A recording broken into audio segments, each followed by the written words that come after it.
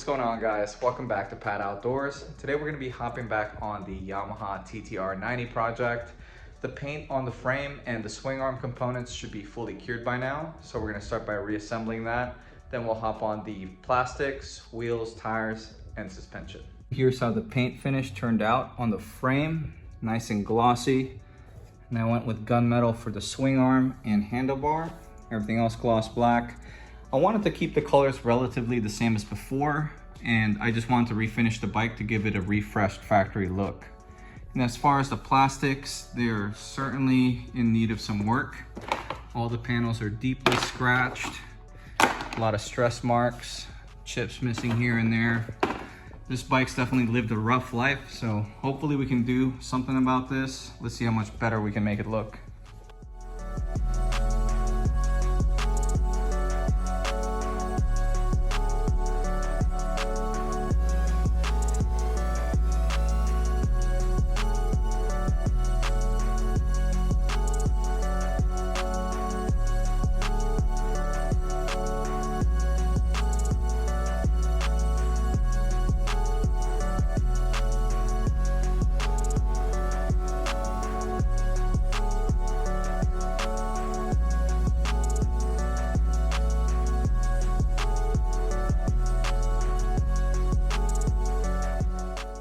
I mean, it's far from perfect, but it's amazing how much a heat gun and a little bit of patience can do with these stress marks that are almost white. We're gonna see what we can do with this one, but obviously it's not gonna do anything with the scratches. But as far as the white stress marks, it's reduced it significantly. I'm gonna put a little bit more time on this, but the surface I'm not too concerned about since the whole bike's gonna get a whole decal set all over it.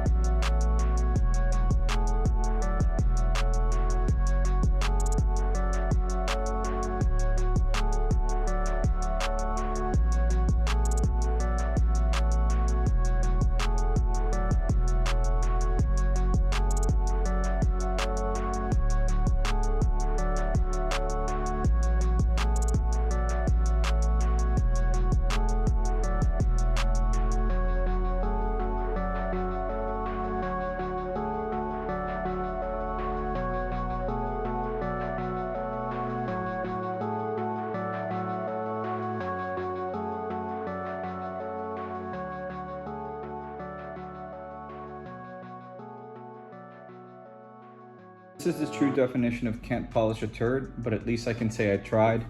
And it definitely got a lot better, reduced the amount of surface scratches and stress marks on all the plastics, but I'm still glad that I got a whole new vinyl set to go over this.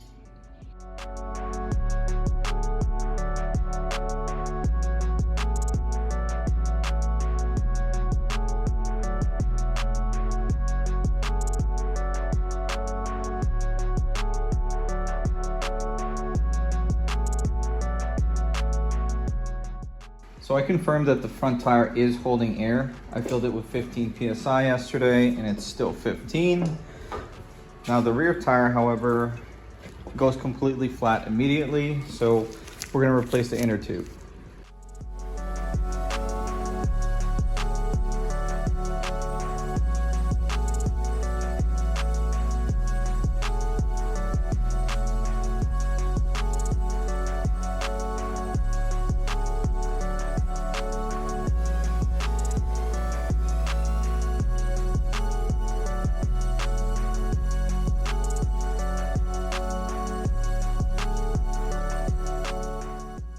I used to absolutely hate dismounting and mounting dirt bike tires, but now that I got this bead buddy and the tire lever set, it's definitely made it a lot more efficient. Now I can swap out an inner tube in just a few minutes. If you are interested in checking out any of the parts or tools that we're using for this project, I will leave a link in the description for everything that we use in case you want to check it out.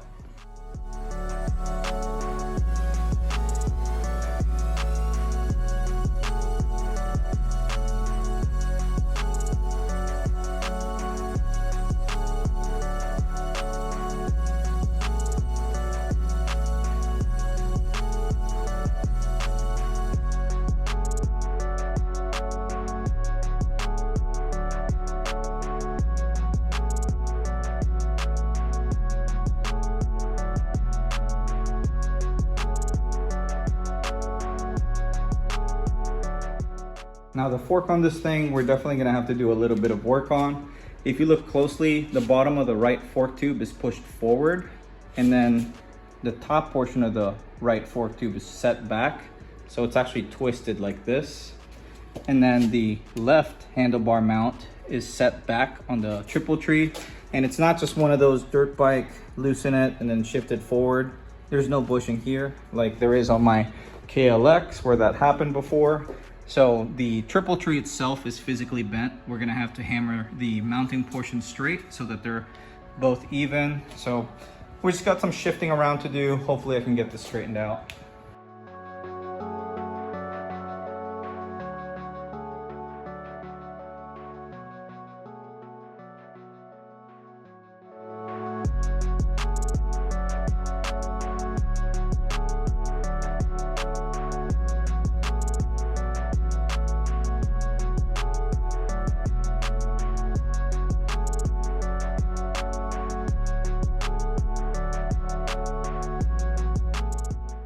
Fork fully mounted on the frame. Now you can see both left and right fork tubes are now dead even, and so are the handlebar mounts. Now that everything's lined up, I went ahead and tightened up the triple trees. Now it's time to put on the handlebar and adjust the tension on the brake.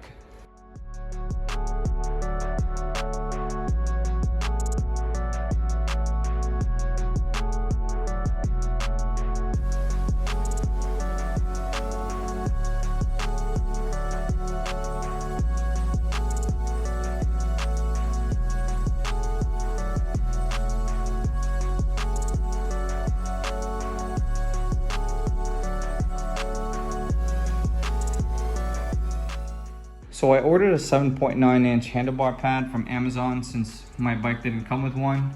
And it's that nice, deep Yamaha blue finish that I was looking for. But the foam pad didn't come pre-cut, which I thought was pretty interesting.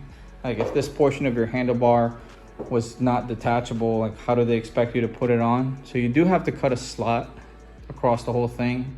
So keep that in mind if you are planning on using this type.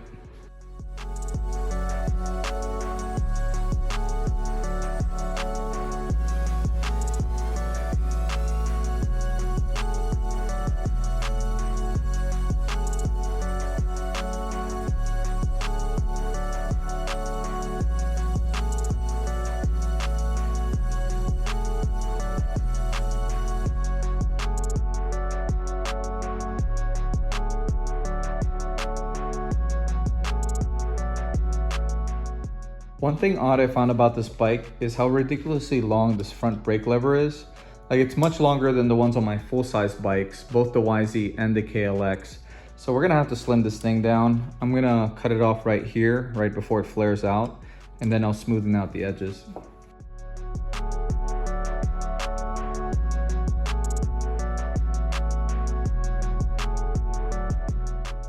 Looks like I got another package in the mail. This should be the decal set for the whole bike. Let's go check out what's inside. So I got this whole graphic set from Amazon for like 60 bucks. The brand is called Factory FX, and it's supposed to fit all year's TTR-90s. And it came with a little bit more than I was expecting. The listing was only showing 8 decals, which is just like the major panel surfaces, but it definitely came with a lot more than that, so I'm pretty happy. Hopefully it applies pretty easily. I'm gonna attempt to do a wet application, so I'm just using a squeegee and some soapy water. I'm gonna soak the panel up, lay it on there, and then squeegee out the water. Hopefully it works similar to automotive vinyl.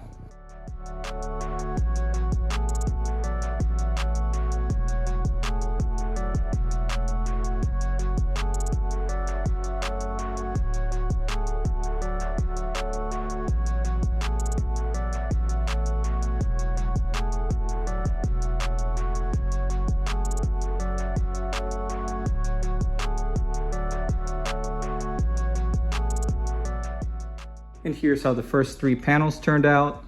I was having a little bit of an issue with lifting and wrinkling around the edges on the panels that curved at first, but nothing that can't be solved with a little bit of heat and some patience. All the decals laid down nice and smooth with no bubbles. I don't know how people do this without doing a wet application. Definitely a recommendation if you're gonna try this with your dirt bike.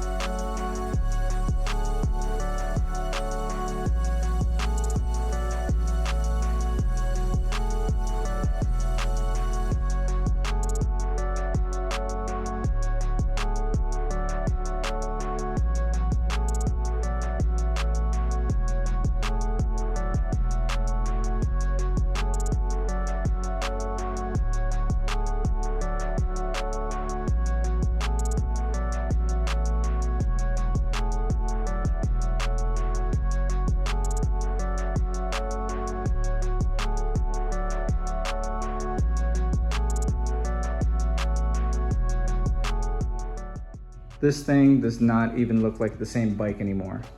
It's crazy how less than $100 worth of material, dedicating some time and some patience, you can really save and transform an old beat up bike.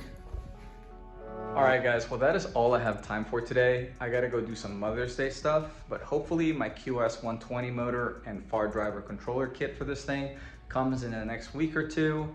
I do know my Electro & Co QS138 kit is coming next week, so stay tuned for that video. If you enjoyed today's video, do me a favor and hit that like button.